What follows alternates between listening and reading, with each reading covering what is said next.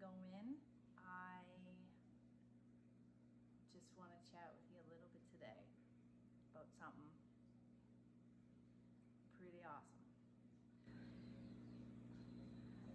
So today I want to talk to you about opposites, paradox, chasing that absolute, chasing those alls, regardless of what it is that you hear with the word all. There isn't all of anything in this reality. There's no absolutes. So when I hear someone go, I only like to talk deep, then something is purposely mirroring to you to be shallow, to go shallow. And when someone says to me, I need to be strong, then something will appear to mirror to you weakness. Life is this incredible paradox within a paradox, within a paradox, within a paradox. And so when we begin to understand this is when we come to the middle. This is when we come to the now. That mirage that we are experiencing in is full of paradoxes. That's what it is. It's paradox after paradox after paradox. And so if you're chasing that high of always being one thing or all, then what's happening is you're chasing, seeking, there's this looking, there's a projection for an idea that is unachievable as long as you're in the body. And the truth is, nobody knows what's beyond this mirage. Once the mirage is over, nobody knows what's beyond the mirage, right?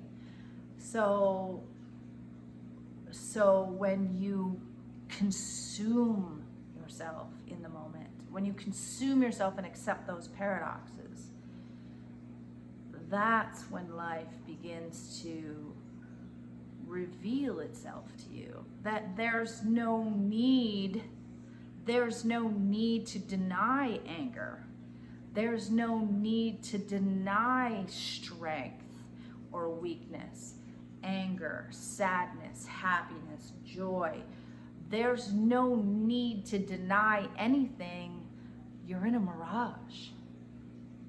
It is when the chasing of all, of trying to get to that absolute, of trying to reach an all moment, so that your life is always peaceful, or always feeling happy, or always feeling joyful, or always feeling blissful.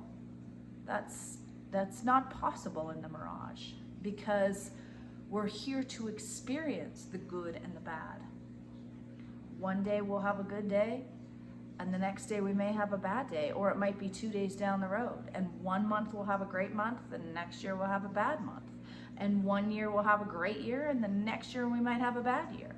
And that's the nature of paradox. That's the beauty of paradox, because what happens when you're chasing the high, and if you notice, our world is, and nature and people and anything you can look at is a great reflection in why you can't reach the almighty high at every moment, the almighty joy at every moment, the almighty bliss at every moment.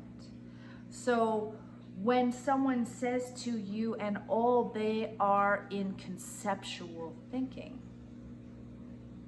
It's only a concept. It isn't real. It's not true. And so when we take a look at nature, even drugs show you can't reach a constant high. If you did drugs, you're going to come down eventually. These are reflections. They may be extreme reflections, but your brain works the same way. The brain can't live in constant dopamine. Your wires would fry. Your body can't live in constant dopamine. There's a reason we have epinephrine or norepinephrine, dopamine, serotonin, oxytocin. I mean, there's a reason that we have these neurotransmitters, that we have thoughts that are paradoxical, that we have moments that are paradoxical. There's reasons we have these. And the reason is to show, it's a complete reflection and mirror. It's trying to show you that these moments are inherent within this reality, this mirage, this dream, this illusion. And so you can either continue to fight, and you continue to push, and you can continue to force, and you can continue to try to reach that all moment. And it will feel arduous, and it will feel fake, and it will feel so inauthentic. It will sound good. It will sound really great for those who are chasing that high, chasing that cocaine buzz through their own dopamine fixes. It will sound so great, but it's inauthentic. It's not steeped in authenticity. It's not steeped in reality. The reality of this mirage, this paradoxical world that is so incredible when you understand that the darkness is just as phenomenal as the light, that joy is just as amazing as sadness, that the winter is just as important as the summer, or the spring as the fall. And when you begin to accept these moments, and you begin to see the paradox within the paradox, within the paradox, within the paradox, that intertwined and in between those paradoxes is the present moment, is this now moment. So as the brain shows you these paradoxes, you're here, you're present with them, and there's an acceptance. And that there's no more resistance. And when I say no resistance, most people think, well, that's an absolute. You're absolutely right if you're thinking in terms of absolutes. But when we understand no resistance, that even means no resistance to resistance. That's the paradox. No resistance to resistance even. So when the mind awakens and begins to open like a flower, like a lotus, there's no resistance even to resistance. Because each moment of this mirage, each moment of this dream that we are in is simply here to be experienced. We're here to experience it.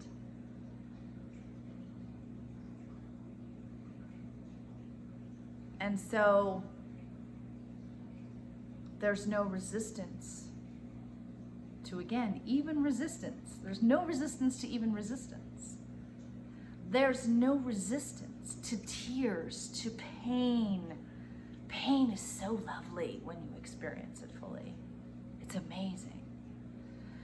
And so today, there's these moments that illuminate within, and that when that illumination becomes in the forefront, the illumination even of the darkness, because that's the paradox. When you illuminate, or when there's illumination of the paradoxes, and you enjoy them and you love them, and you allow yourself to get angry, and you allow yourself to be joyful, and you allow those pains, and you allow it in, and you allow not allowing. That's the paradox. Allow not allowing. No resistance, even to resistance. When there's an understanding that goes deep enough, that a person begins to understand that they're in this mirage. Sometimes you play in it, sometimes you don't play in it. Sometimes you observe it, sometimes you engage in it. That's the paradox. And so when there's a desire or this need to chase the all, what you're doing is the mind is looking beyond the dream. It's looking beyond, it's trying to see through the mirage. It's trying to see through the dream. It's trying to figure out what it can't figure out. As long as you are in the body, and we don't even know if when we're out of the body, if we even figure this out truly.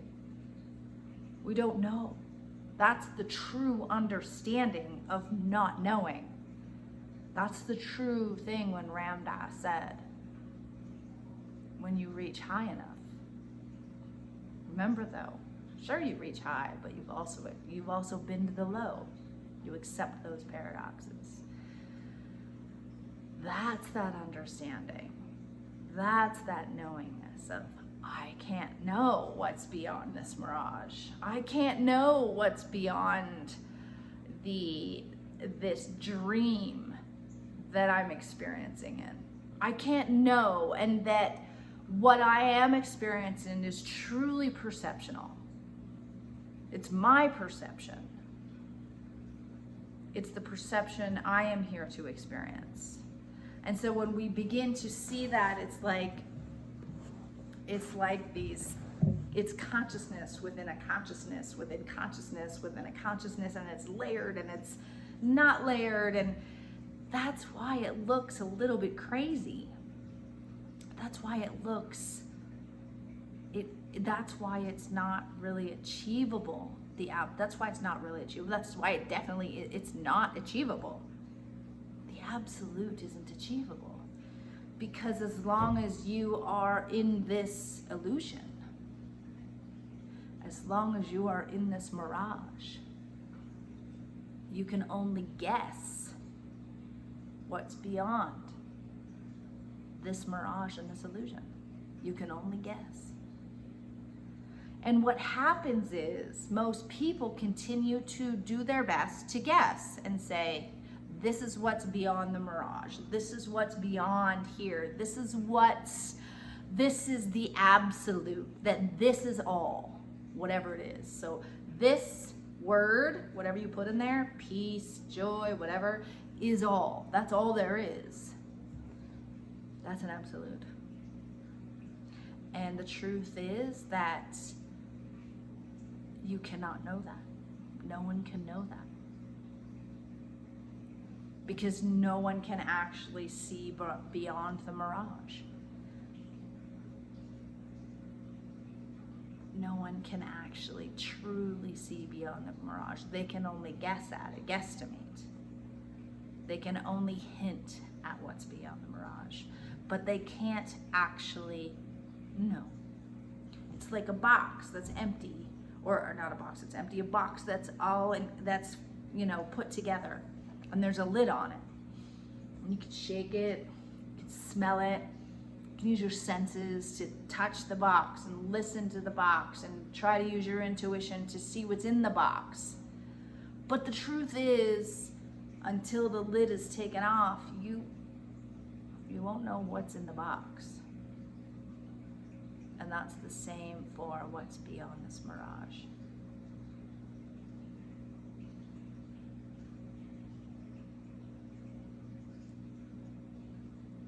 So the now isn't in the absolute.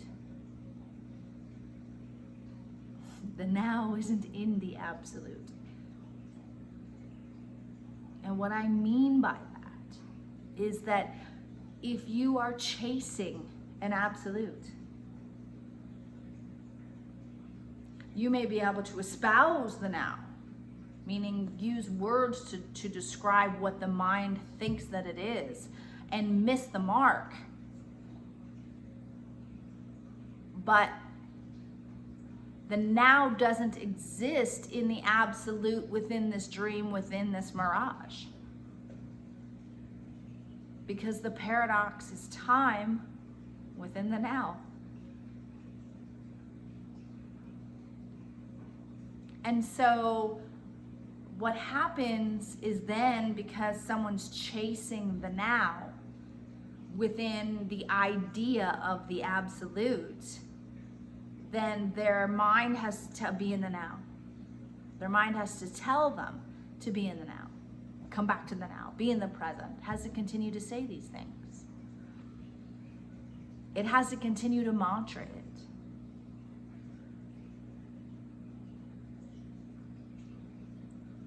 It has to continue its quest to find the now. But the now doesn't exist way out there. It doesn't exist in this idea of the all. The now exists in paradox. Right here in paradox. Right here in anger, in pain, in joy, in love, in ugliness, in beauty. It exists in paradox. And it is by far the most amazing realization when the moment comes that to me, it reminds me like a strand of DNA interwoven, or like a tapestry. It's interwoven within the fabric of this mirage, of this dream, of this so-called reality, of the simulation that we're experiencing in. So I don't say go look for the now. Don't look for it. Go experience and accept the paradox, even the non-acceptance of the paradox. Because remember, acceptance is even accepting non-acceptance.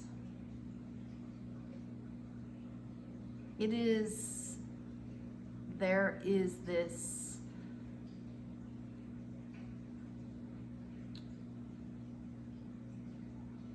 how do I explain it? It's kind of unexplainable. It's kind of unexplainable once you accept your mirage, your simulation, this dream. Because until you're in it, until the acceptance, even of the non-acceptance, until there's no resistance, even of resistance, until that happens, you'll continue to chase the absolute. I know, because I chased the absolute for years. I did it for years. I chased the absolute for years. You don't need to look for the now. You're already there. You don't need to espouse living in the now. You're already there. You're already in the now. One of my favorite things to do is look at paradox. I so enjoy looking at paradox. And right now, these riots are a fantastic time to look at paradox. It has so many reflections of paradox that when you look, whether it's at the news or whether it's on Facebook or whatever social medium you're looking at, whatever media you're looking at, it has so many clues into paradox. So many clues. It's awesome. So it's in accepting our paradox. That's where we don't need to find the now. That is where we know the now. And that's two very different things. Have a good day, everybody.